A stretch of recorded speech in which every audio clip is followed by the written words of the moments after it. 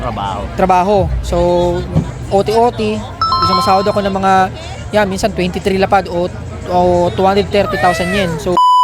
So minasan konbanwa, good evening everyone. It's your boy Simon S. TV.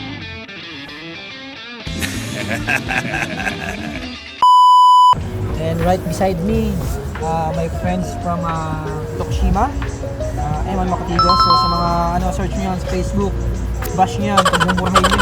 Message mo, sabi nyo, hello, pinagbumura na kita. Ano yan, isang car mechanic din sa Tokushima, kasabayan ko. So, ang didiscuss namin ngayon, quick ano lang to, simpleng usapan lang habang nagiinom, chill lang para rin ma-inspire yung iba. Lalo na sa mga balak pa lang pumunta dito sa Japan. Magkano nga ba ang sinasahod ng trainee visa at SW visa na mekaniko dito sa Japan? So, sa amin guys, dumating kwento ko lang dumating kami dito year 2019 ng Eman. Isang lugar lang sa Tokushima kami. Tapos Tokushima 2019 kami dumating. Ang palitan pa nun 0.46. So ibig sabihin kung mayroon kang 100,000 yen o 10 lapad, mapapalitan na yun ng 46,000 pesos. Diba? Ang sinasahod ko noon as a trainee noong 2019 na mag-end yung trainee guys, mayroong hanggang 3 years. Yun yung trainee 1. Tapos mayroong ibang company na nag-o-offer ng trainee 2, total of 5 years para mapahaba. Tapos pagkatapos yung trainee 2, SW1. So yun para mapahaba lang yung pag-stay mo sa Japan. Yung ibang mga employer, yun yung gusto prepared. Hindi lang employer, kahit yung mga Pilipino din, minsan gusto rin mahaba rin talaga mag-stay sa Japan. So yun guys, ang sinasahod ko noon ng trainee ako, dahil sa company ko mayroong OT. So, ang trainee visa guys, pwede ka lang mag-allowed lang nila mag-OT ng 30 hours. Kapag lalagpas na nun, hindi nila papayagan yan. Monitor nila yan, kailangan 30 hours lang. Tapos yun, guys, ang sinasahod ko noon na may OT, tapos ang day off ko sa mga nasa 6, minsan 8. Sahod ko noon sa 140,000 yen to 130,000 yen to 140 o 14 lapad. So guys sa mga hindi lang malito, lalo na yung mga papunta dito, kapag sinabing isang lapad 10,000 yen yun. Kapag sinabing dalawang lapad 20,000 yen. So para mabuo ka ng 4 na lapad 40,000 yen. Basta kada isang lapad 10,000 yen yan. So ang sinasahod ko nun is yung malinis na net income na tatanggap ko is around 140,000 yen kasama ng OT tas 8 day off. Ang palitan po ng 0.46. Tapos ang cost of living ko dito, ang budget ko sa 1 month is 30,000 yen or 3 lapad. So may matitira sa akin 11 lapad. So ano yun, kung 46 mga nasa 50k yan, malinis mo na yan, mapapadala mo na sa Pilipinas yon. Yan yung year 2019 hanggang 2022. So ikaw tol, kasi kami na Eman, kami, isang lugar lang pero magkaiba kami ng company. Dito guys, hindi naman pare-parehas yung ng company. Ikaw tol, magkano ang sinasahod mo sa trainee nung sabay tayong pumunta dito year 2019? Bilang isang mekaniko, magkano ang sinasahod mo para may idea sila? Sa mekaniko yung 2019 trainee visa, sumasahod ako ng around 10 or 11 lapad for 1 month na yun Tapos ang living expenses ko is nasa 3 lapad hanggang 2 yon. Tapos yung 8 or 9 lapad is pinapadala ko sa Pilipinas for school sa Pilipinas. So yun lang yung panahon ng trainee visa namin, napakataas ng palitan, around 46 to 47. Nagiging 0.050. Minsan nagiging 10 'di ba? Kung may 10 lapad ka, may 50,000 ka na. Isang lapad mo 5,000 na. So ang malinis mo noon sa mo walang OT yun, yung company mo walang OT, wala, diba? wala. So yun guys, hindi din minsan merong company taga nag-OT, meron ding wala. Swerte yan lang rin talaga. Guys sa kanya na walang OT, tapos 8 day off Sahod lang siya ng malinis na mga nasa 10, 11, tapos pinapadala niya 8 dahil breadwinner siya sa ano nila sa Pilipinas, padala siya ng 80,000 yen or 8 lapad. Tapos may matitira sa kanyang 3 dito, ano na yon, pang ano na yon, budget. Budget. Kung 80 lapad tol, mga magkano kaya yung sa peso tol nung dati? Yung 0.46. 80 lapad nasa mga 35. Oh, mga ganun. I-ano nyo na lang, basta 80,000 yen times 0.46 yun palitan. So, Tapos nung natapos kami nung training nung ano, yun guys, dati mura pa yung bilihin talaga nun dati, yung 3 lapad cash siya. Hindi naman siya, baka mamaya mayroong magsabi na, 3 lapad, ano na yan, bihira, malabo yan. Cash siya pa dati nun guys, kasi biruin mo yung 30 kilos na bigas. Kaya pang makabili ng 7,000. 7,000 yen, 30 kilos na yun. Parang gaya nun, nakasako na, gaya sa Pilipinas. Ang ganun ang presyo ng dati, ngayon, medyo ano na. Tapos nung natapos yung 2022, kasi sabay-sabay kami natapos ng trainee visa namin, na nag-exam ulit kami ng SW1 na hanggang 5 years ang limit na kontrata. So, nag-exam kami noon, ang palitan pa noon noong mga year 2022, 2023. Medyo ang palitan noon bumaba pero 0.40, mga ganun 41 tol, no. Nasa 40 pa rin. Tapos sumasahod na kami noon ng sumasahod na kami noon ng akin ang sinasahod ko noon nasa 17 to 18. Isang beses ako sumahod ng 19. Ano yun, grabe naman yung trabaho nun. Sobrang OT 60. Tapos ang pinapasok ko pa nun, sa isang buwan, 8 day off. 8 dapat, kaso lang, yung 4 pinapasukan ko. Tapos yung natitirang 4, sarado talaga yung company yun. Kaya, ano talaga, day off talaga ako ng 8. Ang sinasahod ko nun, 17 to 18. Yan. Tapos, ang naging, ano ko na nun, ang expenses ko na nun, sa 1 month is, 4. May matitira pang 14. Malinis ko na yun. 140,000 yen. Kung 14 tol, palagay mo tol, magkano kaya yung 14? Nasa mga 140,000 yen. Ha? 50 plus. Magkano nung papalitan nun? Mga ano no? 45 pa nun. O, ayan. That time. Pero nung tumungto na nung 2024, 5, tsaka 6. 26. Nagpalitan na ang palitan na nun ng yen to peso is around 0.38 na tol, no? 38, 39, 38, gano'n lang, 37, minsan bumaba nga. Minsan nga tumataas, nag-39, pero wala na kami sahod, no? Tuwing mataas yung palitan, lagi wala ng sahod. Walang sahod talaga. Tapos yun, edi, nakakatanggap, yun lang guys, ano ko rin pala, bukod sa sahod din, nung pag tumunto ka lang, ewan ko lang, mayroong ibang company na kahit trainee visa ka pa lang is nakatanggap ng bonus. Guys, ngayon sa trainee ko ngayon dito sa company na pangalawang company ko na kasi to guys. So, yung mga trainee na kasama ko tumatanggap ng bonus pero mababa nga lang, mga nasa 5 lapad.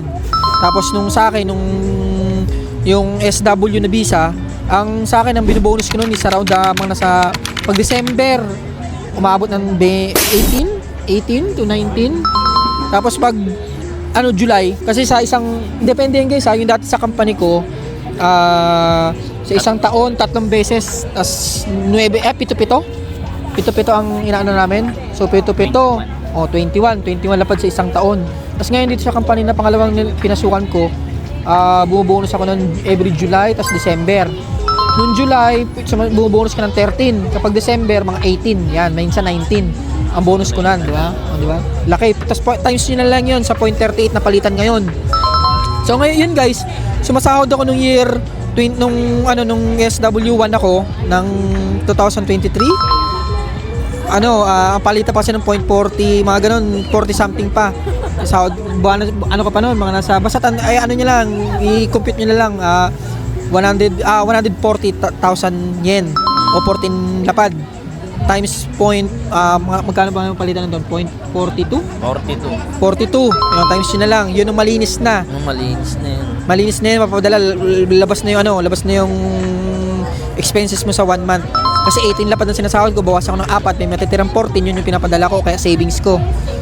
Yun. Tapos, sa'yo, tol, magkano ang ina mo, tol?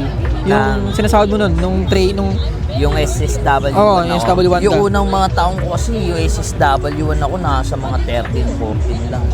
Tapos wala pa rin kami bonus. Ayun nga. Parang huli na implement yung bonus. Tsaka tumaas yung sahod namin ng una 17 bago may bonus na. That time, first time ko magka-bonus. Last year lang ako nagka-bonus. hanggang ngayon, yun. Tapos tumas yung sahod namin ngayon, last year din, 2025. Doon lang, kundi pa ako nag-attempt na lumipat ng company. Ayun nga eh. Di pa tatasan. Alam niyo minsan guys, dito sa Japan, kapag nakikiusap ka sa employer mo tapos hindi tinatasan, ano yun mo lang sila na lilipat ako. Dito yung mga Japanese, grabe yung palaga sa tao naman yan. Ayaw nila lilipat ka. O-opera ka ng o-operanan. Totoo. So yun, ito, yung summary sa akin, nung SW man ako, sumasahod na ako ng mga nasa 19 to 20. O minsan 21 pa yan, depende rin. Lalo pag kumari, guys, sa company ko ngayon, ang specialty ng company ko ngayon, wala nang ganong repair-repair eh. Ano na sila? More about sa mga gulong. So kapag winter, maraming pumapasok na gulong, palit ng from summer tire to winter. Grabe ang grabe ang trabaho. So OT, masahod ako ng mga minsan 23 lapad o 230,000 yen. So kung 230,000 yen, tol, ano mo nga ito ng calculator kasi bobo tayo sa math eh. Sa 670 kung 230,000 yen or 23 lapad times 0.38. 87. Mga 87k. Ano yan? Yan yung net income. Tapos siyempre, babawas pa natin yung pagkain natin. Living expenses. Living expenses pa. Palagay natin 23,000. Tapos minus mo ng 40,000 yen. 23,000. 230,000 minus 40,000 yen. 230,000 yen minus 40,000 yen. So ang sinasahod ko siya 100 na, yan yung malinis na, yung bawas na yung living expenses ko. Times natin 0.38. So mayroon ako malinis na napapadala na 72k, diba? Ang laki na sa laki pa rin. Sana all. Parehas pa rin kami na naiman. Kaya ang pinaka-summary namin, tol, ito tanong ko na rin sa'yo, hindi ko na worth it pa ba magtrabaho sa Japan? So yun na yan, sa'yo muna. Para kasi sa TikTok yun, lagi pagkatalunan, daming mga alam mo yung mga Pilipino na sa Pilipinas pa na gusto pumunta rito, para nag-aalangan. Ikaw, tol?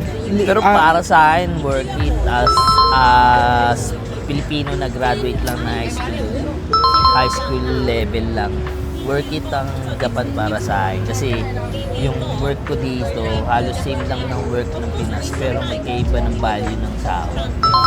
Dito sumasahod ako around mga 30 to 40,000. Sa Pinas hindi ko sasahurin.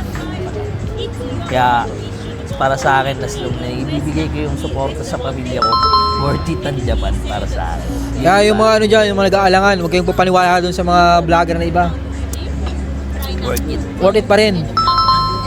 Maliban lang kung siguro gaya yung sabi ni Eman, kung yung standard ng buhay sa Pilipinas marangya, wag dyan lang kayo. Kung di ka nasanay ng mabuhay na mahirap. Diba?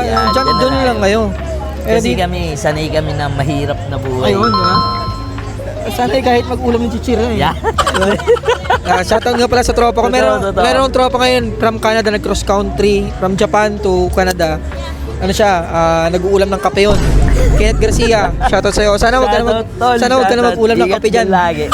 Ingat lagi dyan. Ano yan, tol? Ano yan? Kukunin tayong kumpare na. Kosa. Ayan. Ano yan? Isang mabuting kaibigan yan. Si Nescafe Man. Sa akin naman, worth it din sa akin, yung Japan.